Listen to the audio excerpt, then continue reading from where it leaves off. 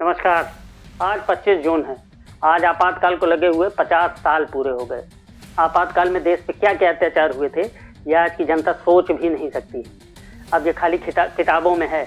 अच्छा हुआ जो उस समय में पैदा नहीं हुआ था, नहीं तो मुझे भी ये वीडियो बनाने पे जेल हो जाती। आपातकाल में सारा शासन कांग्रेस की चमचागिरी में ही व्यस्त था। आजकल जो ये मुलायम सिंह यादव और जिनका देहांत हो चुका है, और लालू प्रसाद यादव और बहुत सारे लोग जो आज कांग्रेस की गोदी में बैठे हुए हैं, ये सभी आपातकाल में जेल जाकर ही नेता बने हैं। 1975 से 1977 की अवधि के दौरान निवारक निरोध कानूनों के तहत लगभग 1,11,000 लोगों को हिरासत में लिया गया था और गिरफ्तार किया गया था। इस रिपोर्ट को बाद में शाह आयोग द्वारा प्रकाशित किया गया था। इस दौरान पुलिस और अन्य सुरक्षा बलों को इतना अधिक अधिकार और ताकत दे दी गई थी, इसी कारण हिरासत में यातना और मौतों के बहुत सारे मामले सामने आए। आपातकाल के दौरान गरीब लोगों को मनमाने ढंग से विस्थापित करने और जबरन नसबंदी के मामले भी सामने आए। 1975 में आपातकाल की घोषणा करने के पीछे कारण इलाहाबाद उच्च न्यायालय द्वारा दिया गया एक फैसला, जिसमें यह कहा गया था कि चुनाव शून्य और अमान्य है। इंदिरा गांधी को अगले 6 वर्षों तक चुनाव लड़ने से प्रतिबंधित कर दिया गया था।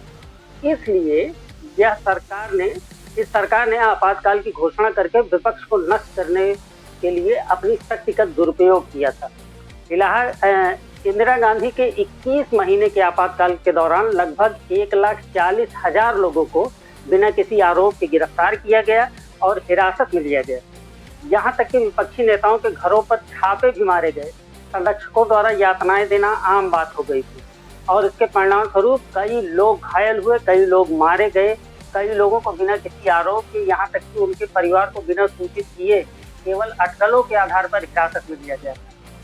21 महीने के इस आपातकाल में 48 संविधान संशोधन किए गए और आज कांग्रेस कहती है कि यह सरकार संविधान बदल देगी। अगर ऐसे सारे संविधान तो आप नहीं बदल दिए थे, सेकुलर शब्द कांग्रेस ने ही जोड़ा था। इंदिरा गांधी की सिफारिश पर राष्ट्रपति फखरुद्दीन अली अहमद द्वारा घोषित आपातकाल के दौरान 200 से अधिक पत्रकारों और विपक्षी नेताओं के साथ उनको जेल में डाल दिया गया था। ये वे पत्रकार थे जिन्होंने सरकार के अनुसार काम करने से इनकार कर दिया था। समाचार पत्र छापने के लिए सरकार की मंजूरी लेनी होती थी। सारी खबरें जो कांग्रेस के लोग चाहते थे वही समाचार पत्र में छपती थी, क्योंकि तब अखबार का ही जमाना था और सारी खबर अखबार के माध्यम से ही मिलती थी। आपातकाल के दौरान किशोर कुमार के गाने प्रतिबंधित कर दिए थे, क्योंकि उन्होंने कांग्रेस के सम्मेलन में गाना गाने से इनकार कर दिया था। लोगों को जबरदस्ती नसबंदी कराई जाती थी। पता नहीं कितने लोग जिनकी शादी भी नहीं हुई थी, उनकी उस जमाने में नसबंदी हो गई। अधिकारियों को टारगेट मिलते थे, इतनी नसबंदी करनी ही है। जो अब भी नए लड़के होंगे वो अगर अपने बड़े बुजुर्गों से पूछेंगे तो उनके बड़े बुजुर्ग उनको बताएंगे कि कितने अत्याचार हुए थे उनके उस इमरजेंसी में। इमरजेंसी की कहानी बहुत लंबी है, सुनते सुनते पूरा दिन बीत जाएगा। इसलिए मिलते हैं अगले वीडियो में किसी दूसरे टॉपिक पे। नमस्कार।